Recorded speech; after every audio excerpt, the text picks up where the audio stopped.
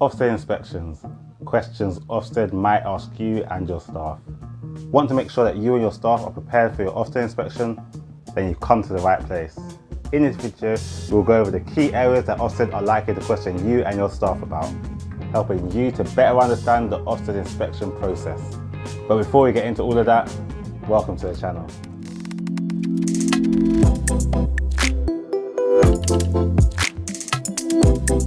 Welcome to the channel Open Nursery with myself, Kurt Lienya, where I support you to open, run and grow your own childcare business. If this is your first time here, make sure you subscribe. As I always say, I post regular videos all around the topic of childcare, from the different signs of abuse, which is a topic that Ofsted are likely to question you and your staff about during an inspection, to how you can better manage children's behaviour using methods like the STAR approach. I have provided lots here on this channel to support you. Today we're going over questions that Ofsted are likely to ask you and your staff during an inspection. I know the thought of an Ofsted inspection might fill you and your staff with dread. One day to judge years of practice. Though with proper preparation, you and your staff can go into the inspection with confidence. Having supported many people with their Ofsted inspections and spoken to some Ofsted inspectors in preparation for this video, I've collected the main questions that they are likely to ask and the topics that they will be covering. A little bit of background on the Ofsted inspection. For the inspection, they are likely to call you the day before to let you know that they are coming, as well as letting you know some of the documents that you may need to get ready. This will usually happen anytime up to 3 or 4 p.m. the day before, which gives you the afternoon and the evening and some of the morning to prepare for it, as they usually arrive roughly 9 o'clock the next day. This can be a very stressful time if you're not already prepared for your Ofsted inspection, which is why it's so important to always stay ready, and by watching this video, hopefully you're prepared well in advance. Though as I'm sure you're aware, Ofsted will not always let you know that they are coming and can come without notice. This usually only happens if there's been a concern raised about your nursery, but it's not always the case. But this just increases the importance of you always staying ready. I have prepared a lot of documents to help support you in ensuring that you are ready for your inspection, available on the website opennursery.co.uk. So make sure you check out the website after you watch this video. I'll post a link in the description. If you prepare using these documents and ensure you are running a high quality supervision, there will be less for you to prepare the day before, and it will enable you to worry less about your inspection. During the initial phone call, they're likely to ask you some questions about your setting. So for example, they may ask you how many children you have on roll and ask questions about the staff, like how many have a DBS or first aid qualification. However, this will also be covered on the day. On the day, one of the main focuses will be on SEND, EAL and EYPP, which is all about your special education needs and disability children, the children with English as additional language, and the children that you are claiming the early years pupil premium for. With regards to this, they will ask you questions about how you provide a broad, varied and inclusive curriculum for all your children, including your SEND, EYPP and EAL children. They'll ask you how you monitor the progress of these children, if you have any, and how you meet their specific needs, and if you work with any outside agencies to support them. If you are claiming the early years pupil premium, they'll also want to know how you spent this money. You'll need to provide clear evidence of what you spent the EYPP on, as well as show the impact that it's made. This can be shown by showing the specific resource you've used for this child, or you can show this by showing the cost of allocating a staff member to engage with these children for a specific period. The tracking that you have with the children should show the impact that it's made. Another key aspect of the Ofsted inspection is all around safeguarding and the prevent duty. Safeguarding, according to the Working Together to Safeguard Children guidance produced in 2013, means protecting children from maltreatment, preventing the impairment of children's health and development, ensuring children grow up in circumstances consistent with the provision of safe and effective care, and taking actions to ensure that all children have the best outcomes. Some questions they may ask around safeguarding and the prevent duty include: what are your obligations under the prevent duty? What should you be looking out for if a child spends a long time away from your setting? How do you report safeguarding issues? Do staff know what to do if the manager's not there? What would be the warning signs for you that there was a safeguarding issue with one of your key children? How do you safely and securely document safeguarding concerns?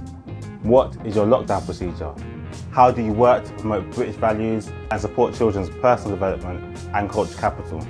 what are the different areas of abuse and what are the signs that you should be looking out for, and what are your fire safety arrangements.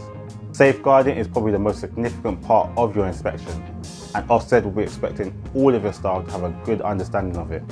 I have a safeguarding quiz available on the website which is free to use, so I'll post a link to that in the description as well. You can use it to test your knowledge as well as those of your staff and colleagues. There are 3 key principles that underpin safeguarding, and they are that the child or children's need must always be put first, we need to be offering support as early as possible, and that safeguarding is everyone's responsibility. How you support your staff is also a crucial part of the Ofsted inspection process. One part of your Ofsted grade is all about effective leadership and management. Ofsted will determine this by both asking what you do, as well as asking staff about your leadership and your management. They will ask you questions around your recruitment process, how you manage supervisions and appraisals, and how you monitor staff performance. They are likely to do a joint observation with you too on staff and children. This is so that they can see whether you observe good practice and if you're able to offer and notice areas for improvement. Another key area of your Ofsted inspection will be around child development. This area of the inspection focuses on how your nursery supports and tracks children's development according to the early years foundation stage framework. Inspectors will assess how children have developed in their learning journey since joining your nursery and how your team helps them to achieve their development milestones. Ofsted will observe interactions between staff and children and identify areas that you are doing well, as well as any areas that may need improving. It is important that all staff have a good knowledge of the 7 areas of learning and how your nursery's curriculum satisfies the EYPP. Some areas that they may discuss with you and your staff include talking about an observation that you've done and why you've done it, or talking about an observation that you would do on a child. They may ask you, your staff or your colleagues, what are some of the ways you work in partnership with parents to enhance children's learning, how you support children when they first start, what is your process for planning and setting next steps for the children, how do you complete your 2-year progress checks, how are you supporting children's culture capital, and how do you evaluate the overall effectiveness of your settings curriculum. They may also want to discuss specific cohorts with you, like what are the areas of development that you are currently focusing on improving within your nursery based on the group tracking that you may have done. And finally, you want to make sure that you have all the documents available ready for your inspection. The main ones you need are your policies and procedures. Ofsted may not want to specifically see them, though they will be discussing them with you. If after discussing some of the topics with you, something alerts them, so for example, if you don't answer a question about a policy in a way that they expect, or some of your staff are given different answers, then they may want to see the policy regarding this to clarify or to correct what has been said. The main policy that they will want to see is your safeguarding policy, and they'll want to know how your safeguarding policy supports your general safeguarding practices. They'll also want to know how you keep parents up to date with the latest policies, what recent risk assessments you may have done, and your complaints procedures. Again, if you need any policy procedures or risk assessments, you can get some on the website opennursery.co.uk. On there you can get a range of different policies, from safeguarding and SENCO policies to safer recruitment and biting policies, all available from as little as 59p. So check out a link in the description to get your copies. It's best practice just before inspection to refresh your memory on your recent policies, risk assessments, and any accidents, incidences or complaints that may have happened in your nursery, so that you are best prepared in case Ofsted asks you about these, especially if any of these have already been reported to Ofsted.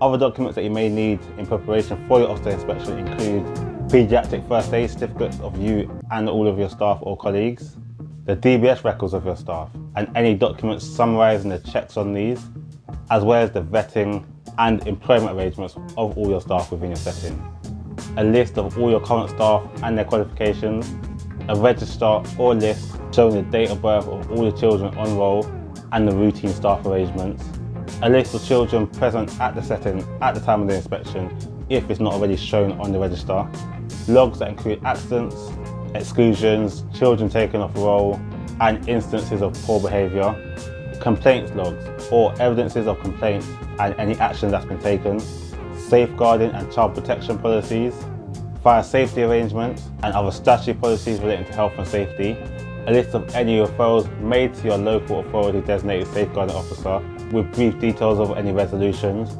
and details of any children on a care plan or that are known to social services, or whereby there's a multi-agency plan for them. Being prepared for your inspection is the most important thing. Make sure you have all the documents that you need ready and ensure that you're capable of answering most of the questions that Ofsted are likely to ask you. If there are any documents that you do need, make sure you check out the documents that I've mentioned on the website opennursery.co.uk. You can see a link to them which I'll post here, as well as separate links that I'll post in the description. But mostly try not to stress about the inspection. It's just an opportunity to show off all the good work that you've been doing over the years. So I wish you all the best for it. On the screen now is a video that YouTube thinks you'll find useful, so if you want to continue learning, check it out. God bless.